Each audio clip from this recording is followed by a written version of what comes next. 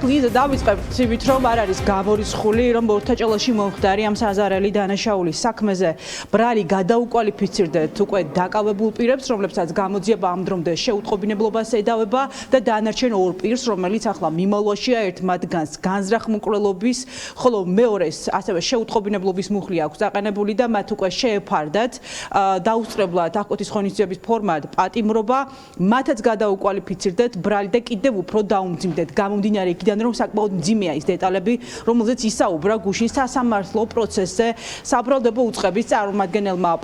პროკურორმა დეტალურად მოყვა საქმეში არსებული მტკიცებულებებით, მოწმეთა ჩვენებებით გამყარებული ის პოზიცია, რომელიც აქვს გამოძიებას მკვლელობის საქმეში და კიდევ ერთხელ თქვა, რომ 23 წლის ბიჭი, საუბარია თაზო მთიულიშვილზე არის სასტიკად მოკლული და ის 2 დღის განმავლობაში ბინაში, სადაც ჩაკეტეს, მკვლელობაში ეჭვმიტანილმა და მისმა თანამზრახველებმა შეუტყობინებლობაში მხილებულმა 4 ახალგაზრდამ სავარაუდოდ 2 დღის განმავლობაში ის იყო ცოცხალი.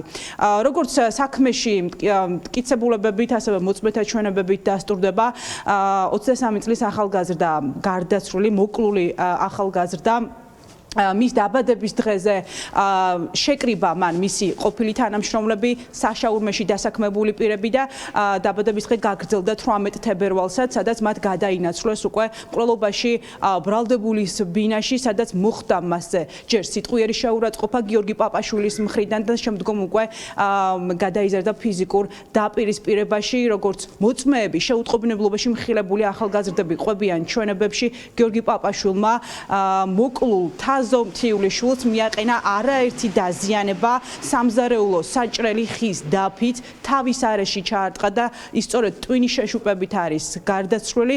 ამ ყველაფერს უყურებდა 4 ახალგაზრდა 19 წლის ბიჭები, მათ შორის ერთი გოგონა და მათ ვერ მოახერხეს გაშველება გიორგი პაპაშვილის გამოცალკევება თაზო მთიულიშვილისგან. ამის შემდგომ უკვე როგორც ჩვენებებში წერია და როგორც პროკურორმა სასამართლოს ხდომაზე მოყვა, შეუტყობინებლობაში მხილებულმა 4 ახალგაზრდამ ხელი შეუწყო გიორგი პაპაშვილს, რომ დაეტოვებინა საცხოვრებელი სახლი, ჩაკეტეს ბინაში ჯერ კიდევ ცოცხალი თაზო მთიულიშვილი და გაიქცნენ ისინი. ამის შემდგომ ისინი მიემართებიან კოდაში, სადაც ტოვებენ მტკიცებულებებს, მაგალითად მობილურ ტელეფონს, რომელიც ეკუთვნის გიორგი პაპაშვილს, სესხულობენ გარკვეულ თანხას მათი ახლობლებისგან და ხელს უწყობენ გიორგი პაპაშვილს და მასთან ერთად კიდევ ერთ პირს, ბაირამობს, რომ მათ დატოვონ საქართველოს მიეცილებენ ისინი სარფის საზღვრამდე და ბრუნდებიან უკვე უკან.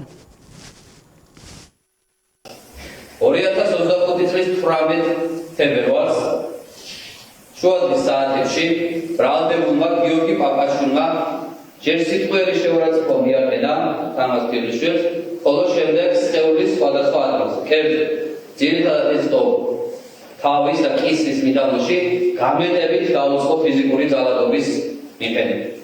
სამივე ბრალდებული, რომელიც ეხლა ბრალდებულის კამზის, ამ ყველაფერს უყურებდა ბატონო მოსამართლე და კიდევ მეოთხე, რომელმაც სამწუხაროდ დროებით გადაგვეთა საქართველოს სახელმწიფო საზღვარი. აქ მარტო ხელი არ იყო ნახმარი ბატონო მოსამართლე, ეს იყო სამზარეულოს დაფა ხის, რომელიც იმ დოზით ჩაარტყა ბრალდებულმა გარდაცვლილს, რომ გაადგა შუაზე და ჩვენ ეს ამოვიღეთ შემთხვევის ადგილის დათვალიერების დროს უკვე ნამსხვრევები აღნიშნული დაფას.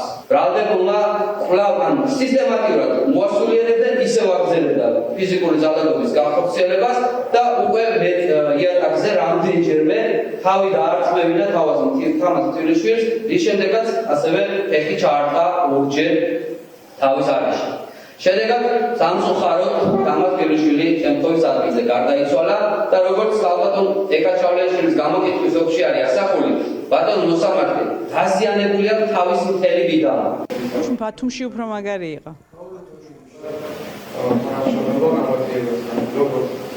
ჩვენების მიცემა, ასევე მოგვიანებით დანაშაულის ადგილზე დეტალურად აღწერე გამოძიებას, საათსა როგორც და რამერად იბადებოდა დანაშაულები მოქმედები. ასევე როგორც სხვა დანაშაულებები ჩვენ თანამშრომლობთ გამოძიებას. დავეთ მოსამართლეად ჩემს ადგილას. რაც შეეხება ამ შემზარავი დანაშაულის მოტივს, გუშინ სასამართლოს ხდომაზე საბრალდებო უწყების წარმომადგენელს პროკურორს არ უსაუბრია ამასთან დაკავშირებით, თქვა რომ მიმდინარეობს გამოძიება, მტკიცებულებების მოპოვება, მოწმეთა დაკითხვა მიმდინარეობს, შესაბამისად ის ჯერჯერობით საზოგადოებას ვერ გაანდობდა დეტალებს, თუმცა ჩვენ მოვიპოვეთ ერთ-ერთი 19 წლის დაკავებული პირის ჩვენება, რომელიც ასახელებს მოტივს. როგორც მისი ჩვენებიდან დგინდება, ამ საზარელი დანაშაულის მოტივი გახდა უთანხმოება გიორგი პაპაშვილსა და მოკლულ თაზო მთიულიშვილს შორის. ირკვევა, რომ თაზო მთიულიშვილმა, რომელიც იყო პაპაშვილთან ერთად დასაქმებული საშაურმეში, ამხილა გაქცეული დამნაშავე ხელმძღვანელთან თანხის მოპარვაში და სწორედ ეს გახდა მათ შორის დაპირისპირების მოტივი. თავად შეუტყობინებლობაში ბრალდებული 19 წლის ახალგაზრდები ყვებიან, რომ მათ ვერ მოახერხეს შეტყობინება ამ ძიმე დანაშაულის შესახებ და ვერ მოახერხეს რომ დაერეკათ 12-ში გამომდინარე იქიდან რომ თავადაც იყვნენ ზეწოლის იძულების მსხვერპლი გიორგი პაპაშვილის მხრიდან მათ როგორც თავად ყვებიან ჩვენებებში გიორგი პაპაშვილმა სამ ახალგაზრდას 19 წლის პირებს მათ შორის გოგონას აღუკვეთა თავისუფლება და ის აიძულებდა რომ მასთან ერთად გადაადგილებული იყვნენ ისინიც და მომხდარი შესახებ არ მოეყოლათ არავისთვის. მე როდესაც ის ნახე იყო ძალიან უმძიმეს მდგომარეობაში, არა იმიტომ თავის თავს კი არჩიოდა. თავის ის რაც მოხდა იქ და რომ მისი უმწეო მდგომარეობა აწუხებდა ყველაზე უფრო მეტად. ანუ მან მიუხედავად იმისა, რომ ხელი შეშლა, განახორციელა, ვერ შეძლო.